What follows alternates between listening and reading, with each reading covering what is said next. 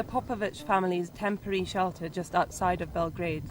It costs them $60 a month, which they can only afford because relatives in Germany regularly send the money.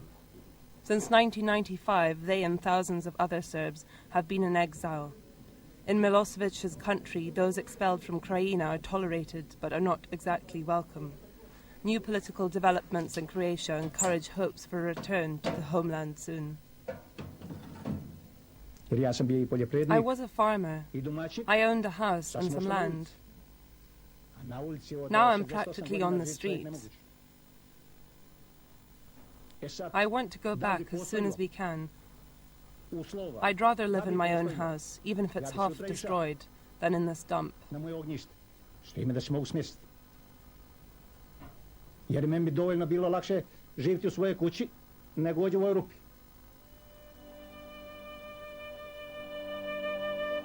This was the scene in August 1995. A never-ending stream of refugees moves towards Serbia. Croatian troops have reconquered Krajina, and the war between Croats and Serbs has stopped for the time being. 200,000 Serbs have had to leave their Croatian homes, but there's little international protest. February 2000.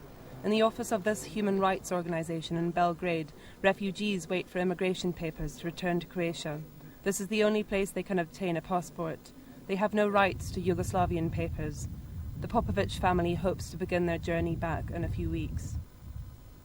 I've put in my application. I will try to get a passport and other documents in Croatia. I want to do my military service there if possible. Stay there for good. Back to the former war scene in Jagodnja, the Popovic family's village in Croatia.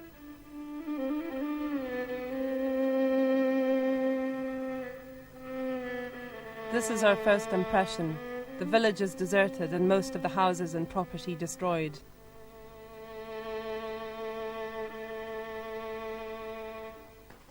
We find signs of life in this hovel.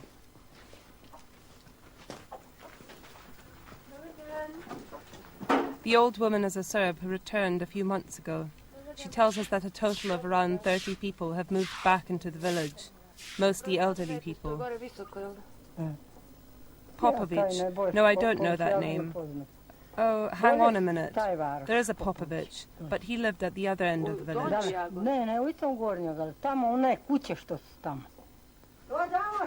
A neighbour comes to see what is happening.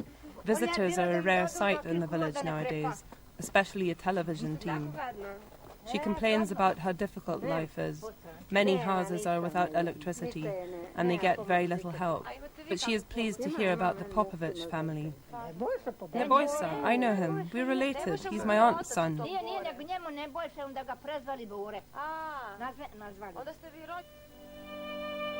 We are not the only visitors today.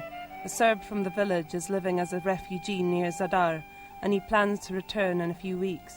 Today he is taking a look around Jagodnja. He takes us to the Popovic home, which is at the end of the long village.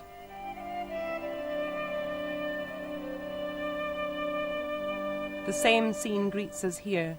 The large farm now lays in ruin. The house and stables are ramshackle, and the field is still full of landmines.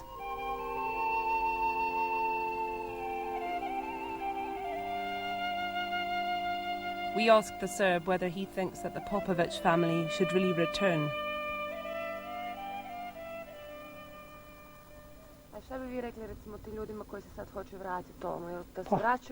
Of course, this is their property and they should all come back. Of course, if something bad happened here, it might be different. Politics have also played a part in it.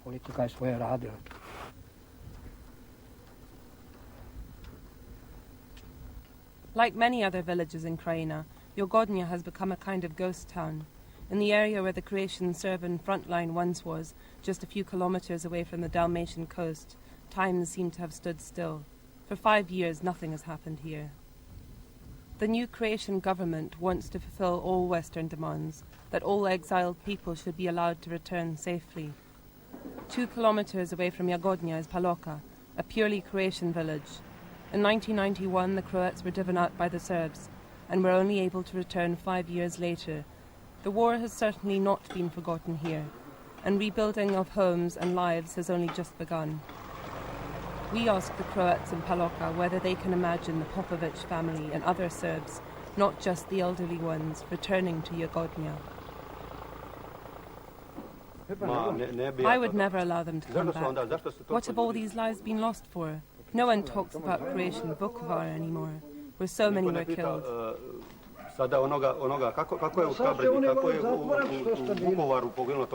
The issue clearly brings back lots of emotion and memories. Expulsions were violent on both sides. No way should they return. They've destroyed and burned down everything. They've murdered our young men, our children, brothers, sisters and parents.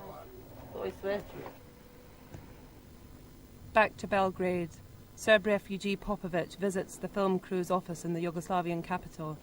One of our team, Zoran Opera, shows him a video of the film we shot in Jagodnja and the neighbouring Croatian village.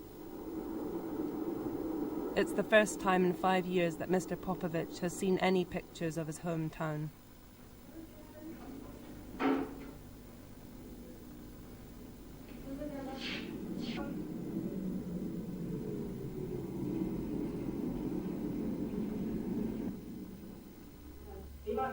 He sees the destruction, his former neighbours, and listens to what both Serbs and Croats have to say about his family's return.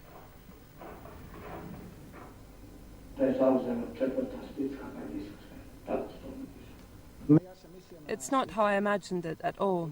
The pain and misery that my Croatian neighbours had to go through when I left is something I lived through with them. I didn't expect their reactions to be exactly positive, but I really hadn't expected them to be so resentful. And the village looks even more desolate than I imagined. Just as much damage was done to Serbs in the village of Jagodnja as was done to Croats in the village of Paloka. I still want to go home, but it will be impossible to return to this wasteland without any financial help. Ali da se vrati na taj gareš bez ičega, bez neke pomoći, bez nekih donatora koji bi to bili, da bi dali pomoć, ja se ne mogući. Fear and mistrust reign on both sides. The traces of the war in Krajina are still clearly visible. Serbs and Croats will evidently need a lot of persuasion before they can even think about making a new start. These are going to be tough years for the new Croatia.